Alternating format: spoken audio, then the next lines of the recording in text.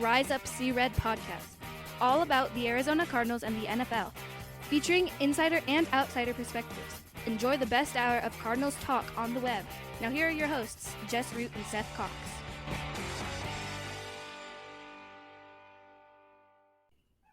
Hello, Arizona Cardinals fans, and welcome to the latest edition of the Rise Up See Red podcast. I'm your host, Jess Root from CardsWire.com, the USA Today NFL Wire site that covers the Arizona Cardinals as always. This is episode 478, and it is the third of three shows we're doing this week, and it is the second of our Cardinals-Ravens preview. You had yesterday, we had me and Seth on the show giving our takes on how things will go and the matchups and everything like that. We have a special guest in this edition of the show from the Bleav in Ravens podcast, former NFL tight end and Super Bowl champion Daniel Wilcox. Spent some time in the league with the Raiders. With the Jets, with the Buccaneers, and with the Ravens themselves for several years there. Daniel, welcome to the show. How are you? I appreciate the time, man.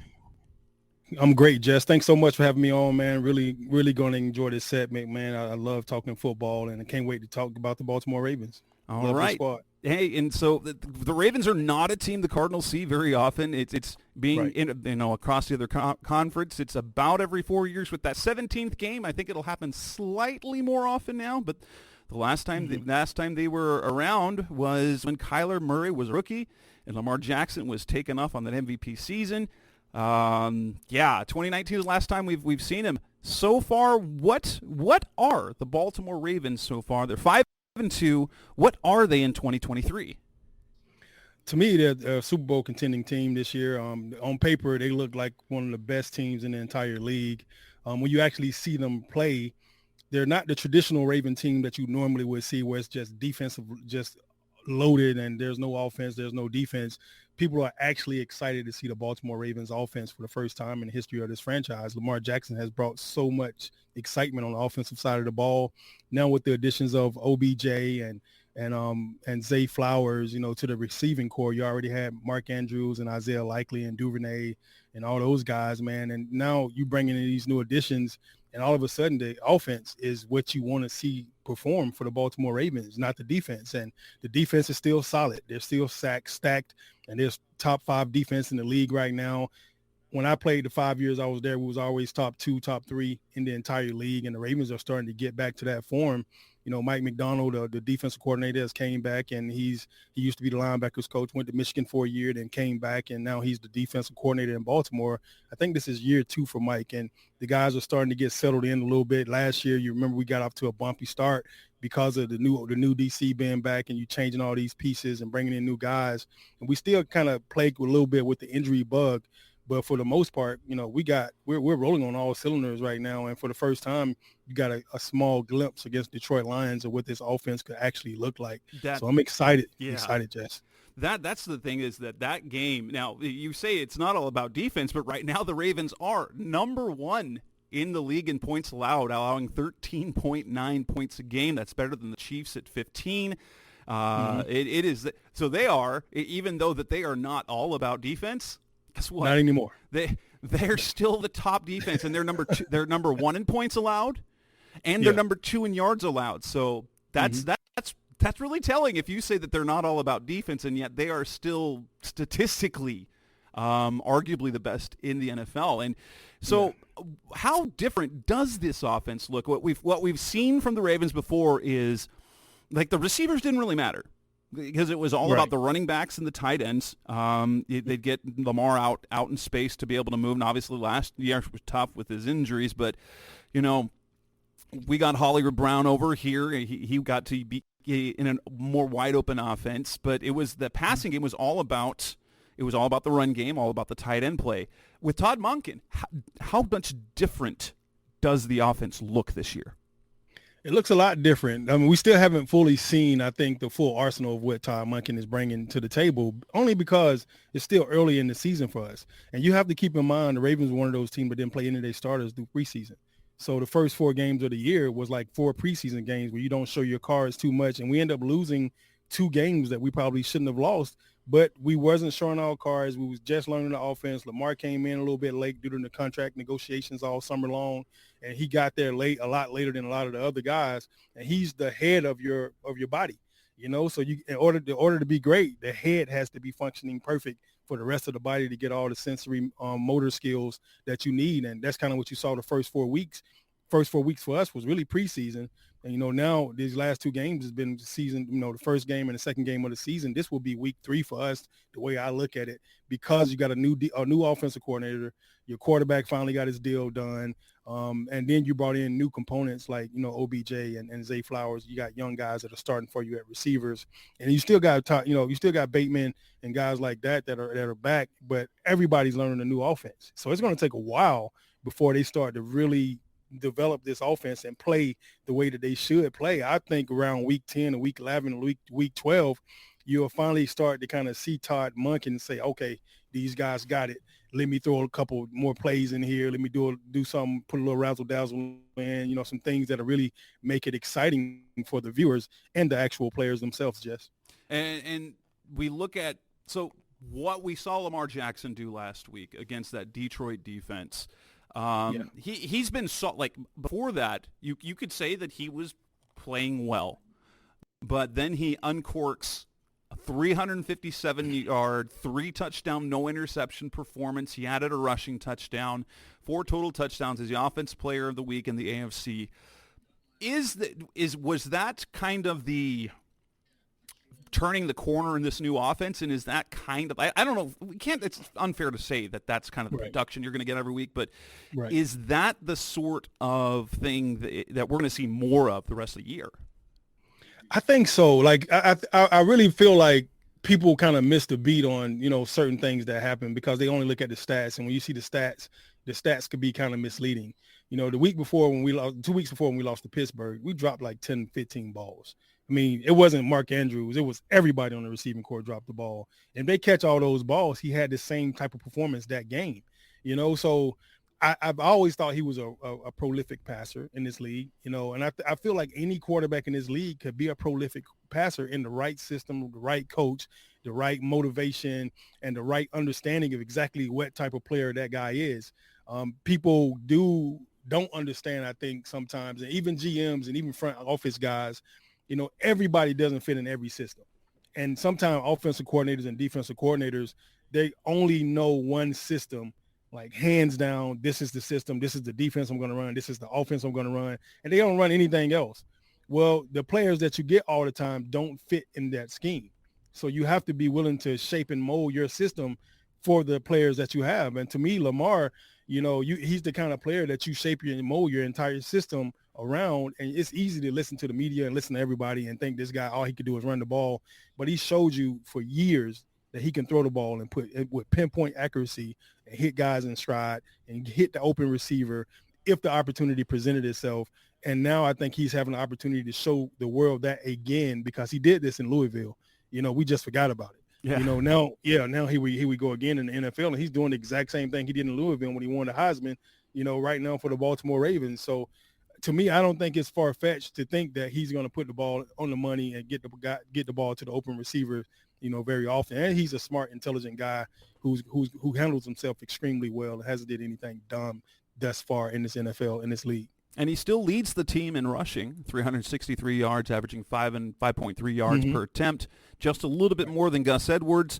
It does look like that the run game is shared, but it's mostly Gus Edwards, but still a decent amount of Justice Hill. How much will be, if you anticipate against Arizona, that to continue to be a shared load? Oh, it would definitely be a continued shared load. I mean, both of those guys are proven. They know exactly what they can do.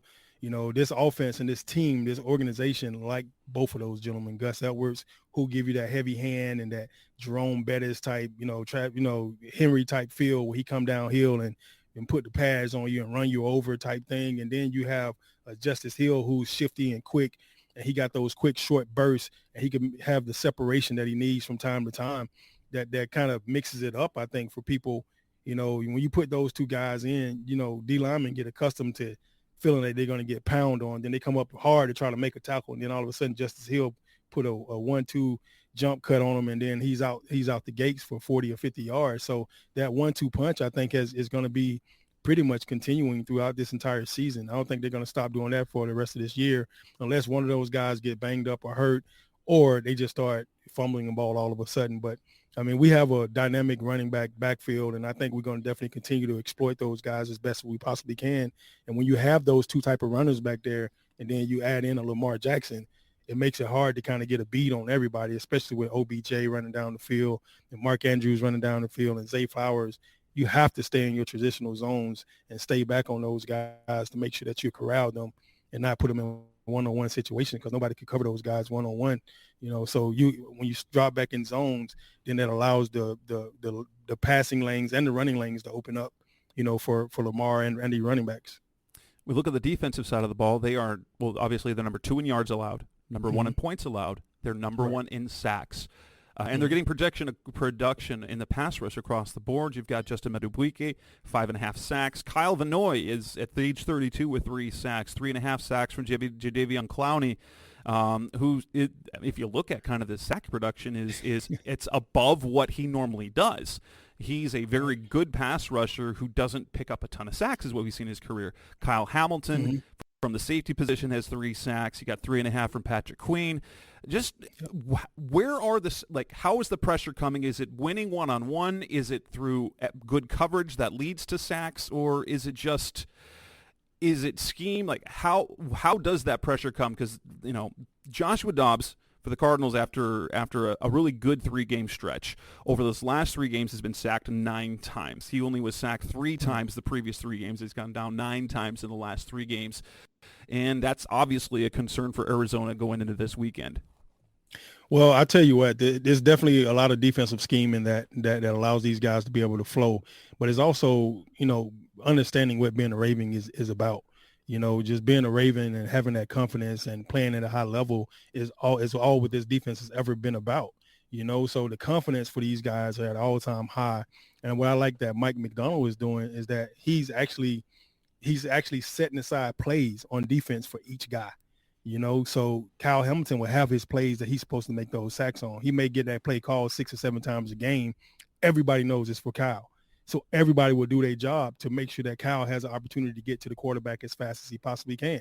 And it's the same thing across the board, with Michael Pierce and Metabuke, Washington, Owe, Roquan, Patrick. Everybody got their own plays on this sheet. So when they call them, you're doing everything you can to do your job to the best of your ability so that guy comes free.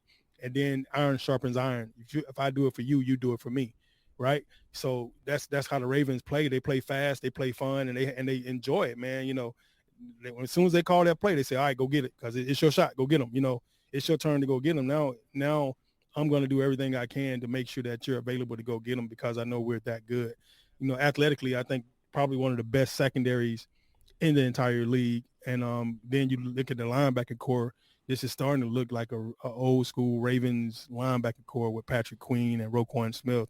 Those guys are flying around. And then when you put those outside guys out there, having somebody like Jadeveon Clowney that's already explosive, physical, can run, and could chase down the QB, he has been relentless at getting into the quarterback's face and causing pressure. And that's all you want. Pressure bust pipes, and you just want to make people make rush decisions and just make bad decisions when they're doing it, when they're rushing. It's no different from, your wife getting ready to go out and you're rushing her and she picked the wrong makeup bag up, right?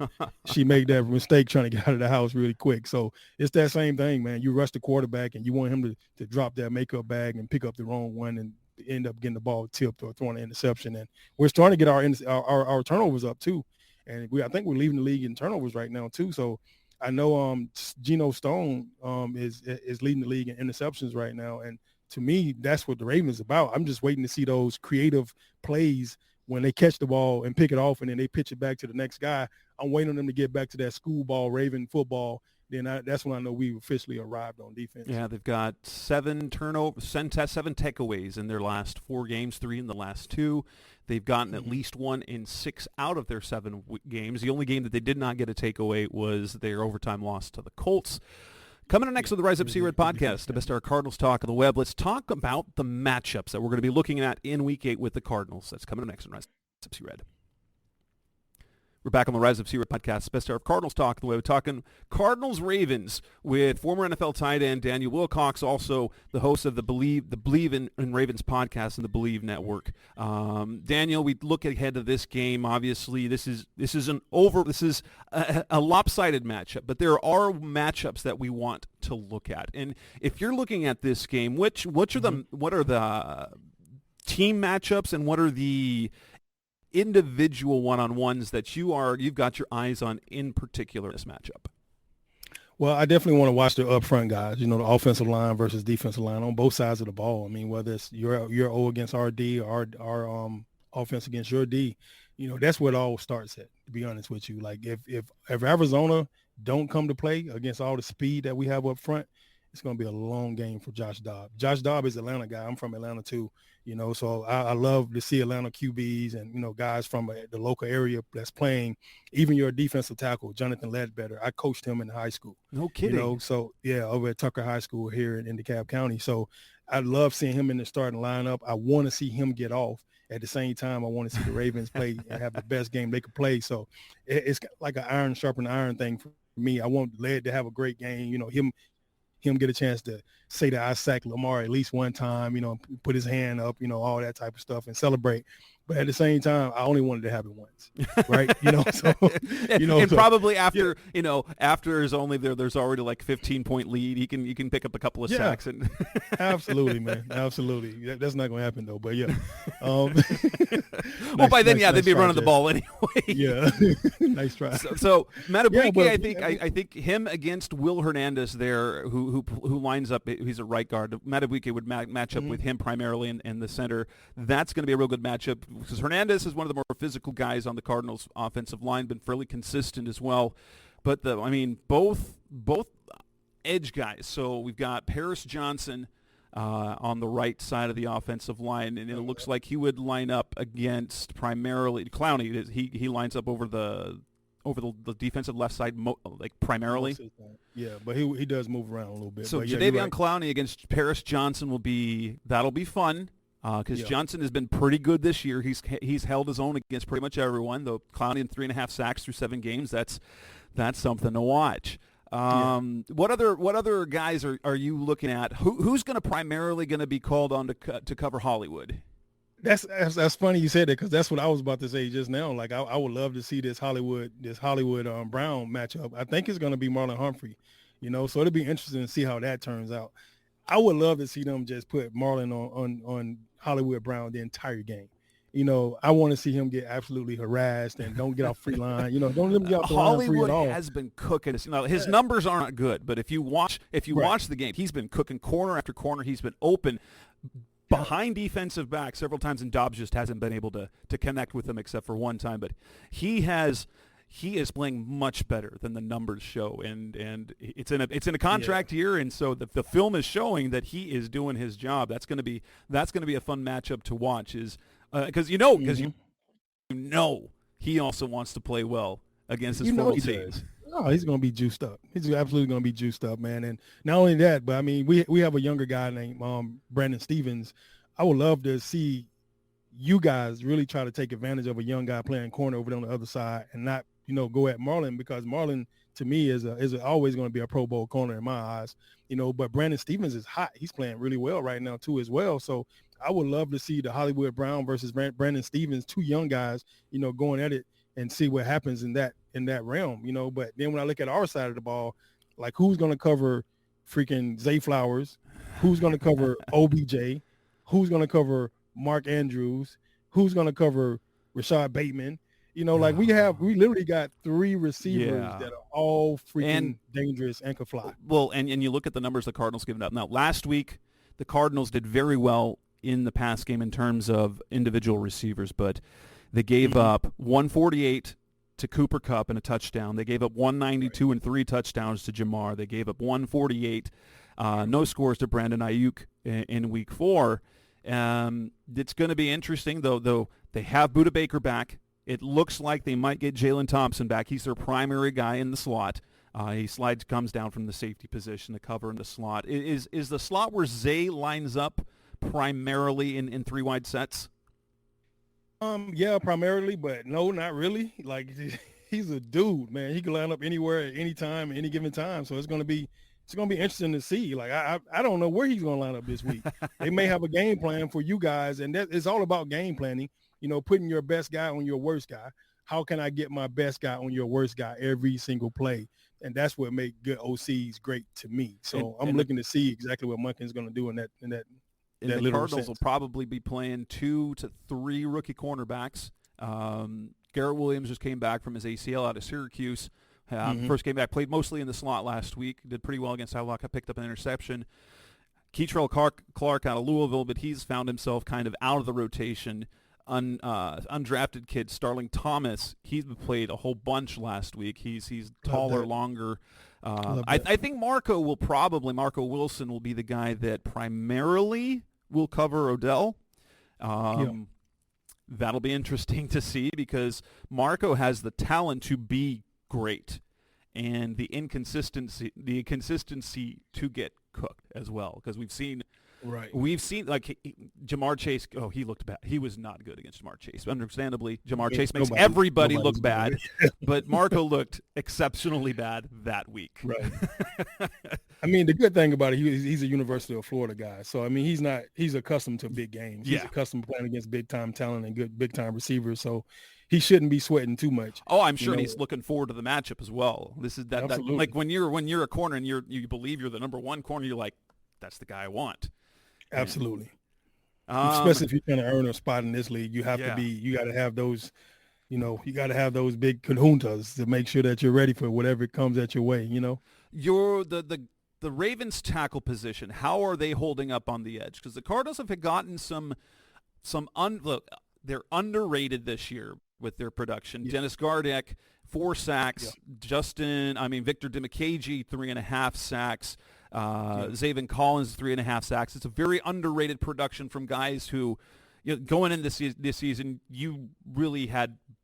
There was a large question mark how that edge was going to play. How are the tackles holding up specifically? We haven't played extremely well, but we're starting to play better right now. I mean, Lamar, I think, has been sacked way too many. I think he's been sacked like 16 times already or something like that this year, which is ridiculous because he's too talented to be sacked that much. But this Morgan Moses is playing great on the right side. Ronnie Stanley, I think, is finally back to his original form, his Pro Bowl form before we signed him with a big contract. He's been hurt for the last 3 years, but this last game against Detroit, both of these guys showed up big time and they played their butts off, man. And if they can continue to play like that for the rest of the season, they're going to give people absolute hell, man. They played great this last week against Detroit, and I think they was up for the challenge. They was ready for the challenge, and they looked like it. They locked down Detroit defensive line, who's nothing shy of spectacular. They've been playing great all year, but they didn't play well against the Baltimore Ravens last year. And then our center, Tyler Linderbaum is absolutely phenomenal as well. Cardinals wanted him. Cardinals wanted him. He would have been had they not traded for Hollywood. That they would have used Linderbaum on that pick specifically. Well, we're glad y'all traded for Hollywood. We appreciate y'all. I mean, that guy's playing phenomenal. When I say the Iowa center has just been phenomenal for us, he's been great. He's been great. The good thing, and we got 2 backups, Patrick McCarry and Ben Cleveland. Those guys are phenomenal as well. They could come off they played every position the last 2-3 years, so because everybody's been hurt, so they can play any position on the field. They could come in and spell anybody. So if anybody goes down, the backups are just as good as the starters, I think. How much concern is there? Because the first injury report of the week on Wednesday had Roquan out with a shoulder. How much concern is there with that injury, or is that more he's getting that's a Wednesday day off normally that he'll work his way up? Because the only 2 starters that showed up were Roquan and Marcus Williams. Marcus Williams looked like he'd probably be good to go for the week, but what about Roquan? Well, Roquan to me he's our Ray Lewis, and he's figured it out. Him meeting with Ray Lewis and watching film and tape, and willing to accept that mentorship that comes along with that, I think was a huge change for him. I don't think he missed this game. You got to take that guy's arm off in order for him to miss this game. And he'll play through the shoulder injury. He'll play with one arm if he had to, but he'll be out there full speed, ready to lead these guys on. I don't think there's a fear at all of him actually missing this game for a shoulder. Coming up next on the Rise Up See Red podcast, the best of Cardinals talk on the web. We'll come back and talk predictions, picks, and what we expect in Week 8. That's coming up next on Rise Up See Red. We're back on the Rise Up C-Red podcast, best hour of Cardinals talk on the web, talking to Daniel Wilcox, former Baltimore Ravens tight end, and one of the hosts of the Bleav in Ravens podcast. Daniel, as we go into this weekend, it is the Ravens are favored by 8.5 points. It is a game where you say the Ravens should roll. I will say this about the Cardinals, and especially when we look at the second half. The Cardinals this year are minus 74-point differential in the second half. 104-30. They have not scored more than 8 points in any second half. They haven't scored in the second half in the last 2 ball games. And last week they only gave up 6, but they've given up at least 14 points in the second half of, I think, 4 of their 7 games, including a 31 spot against the Giants, 17 against the Bengals, 20 to the Rams. But that first half, they've been good. They've been good in the first half. Overall this season, they have led, I Bleav, at halftime in 4 of their 7 games. Is Baltimore, are the Ravens a quick starter, or are they a strong finisher, or is it a combination of both? They've been a strong finisher. You know, the second half has been a better second half for them, but the offense is just, to me, is starting to kind of really roll. So I expect for them to have at least 14 in the first half and maybe see another 21 in the second half. If the Cardinals are not playing well in the second half, it could be a long second half for them. You know, so it just really depends, man. You know, what they come out with, how things go at first. You know, you always got your top 10 plays charted already, and I'm sure Monken has his top 10 charted already. So they'll go through that top 10. But once that top 10 is up, all bets are off. You know, we're coming for blood from that point forward.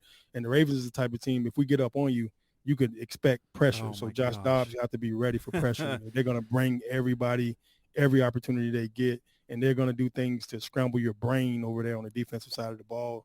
One of the things that used to always complicate me, I used to line up at a tight end spot, and then Terrell Suggs usually be over me most of the time, right? And then they would pick up, the whole D-line would stand up. And then they would bring the linebackers down on the line of scrimmage. It'd literally feel like 11 guys on the line of scrimmage. So now I got to decipher who I have to block or who I have to avoid and who has me man to man. It's hard to tell when everybody stands up. You can't see. It's not well defined in the 3-4 defense now who's the down lineman and who's the linebackers and who's the safeties no more. And it's kind of hard to really decipher that. And that's how they get you. They'll line those guys up, walk them up on the line of scrimmage, and they'll rush 4 guys from one side and drop everybody else off in coverage. And when they rush those 4 guys, you only got 2 guys over there to block those 4. And so then you got the other guard and tackler like, what am I doing? Yeah. They're on the other side watching those guys drop back, and then like, oh, God, they're coming from the other side. Now it's too late. You got to reset your feet and go get these guys. And by that time, they're already on your quarterback, and your quarterback looking at you like, man, did y'all at least pinch somebody? Pinch somebody, please. You know? It's tough, Jess. How do you think this turns out? How many points do you think that the Cardinals can get on Baltimore, assuming a reasonably okay start? I think this game will be ultimately Baltimore will run away with it in the second half. I don't know if they will put up like a 30 or a 40 spot, because I Bleav the game flow will go that they'll be up a couple of scores and they can just rely on the run game after that and it'll kind of slow it down. I'm going to say that the Ravens are going to continue to squeeze people's throats, you know, so I'm thinking they're going to put their foot on your throat this entire game. And I'm going to say that you won't score more than 14 in Arizona. And I'm going to say the Baltimore Ravens are going to put up 28. We always shoot for at least 21 a game, and we never try to give up 21 a game. But I'm going to spot you guys 14 this week because I think you guys are talented. And I think Hollywood is out for blood. So he's going to do something spectacular this week that he never would do in any other game just because it's the Baltimore Ravens that he's playing against. And then I think we'll do everything we can to try to shut you guys out. So I think we'll squeeze you guys to 12 to 14 points, and then we'll score 28 to 30 points on you guys. And I have this game, when I wrote the preview back on Sunday, I think I had it pegged for either a 27-13 or a 28-13 or maybe a 31-13. But I don't think the Cardinals will get much more than that. I think they might get 3 scoring drives. I don't think they'll put it in the end zone all 3 times. So we're looking anywhere from 13 to 16 points maybe. And then I think Baltimore will be able to roll in that second half. They'll probably score 3 touchdowns in the second half, where they're looking at 28 to 35. I think it'll be 28-13. That'll put like in terms of betting terms, because we like gambling now in the NFL. That'll put them just under the projected total. But if you like the Ravens, take them to win and to cover this game -8.5. That's not a.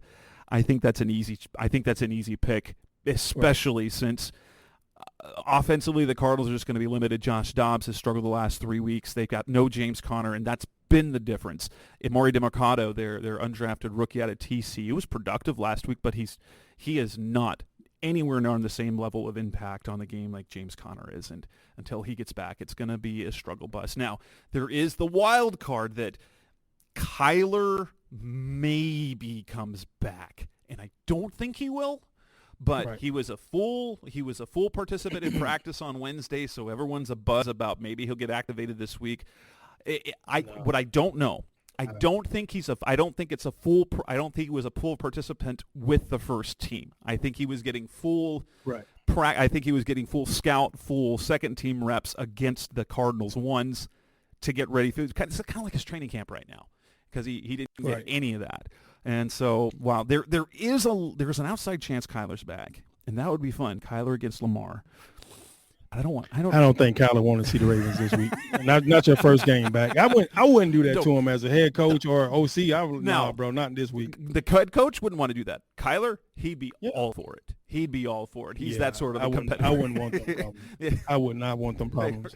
My first game back after coming from a serious injury, I'm not trying to see the Baltimore Ravens defense. Yeah, that makes sense, man.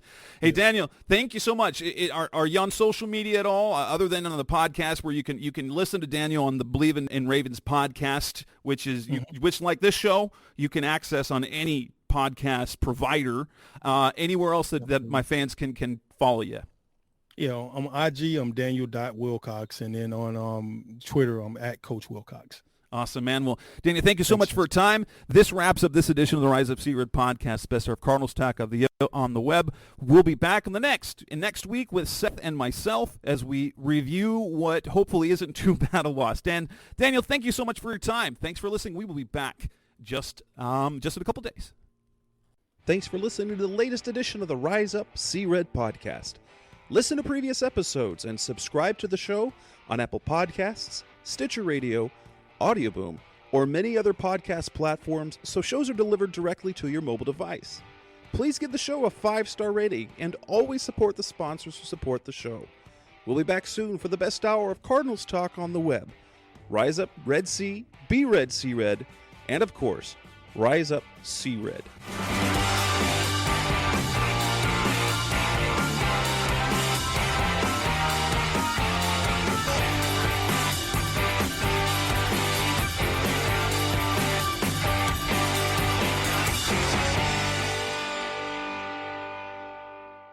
Roll!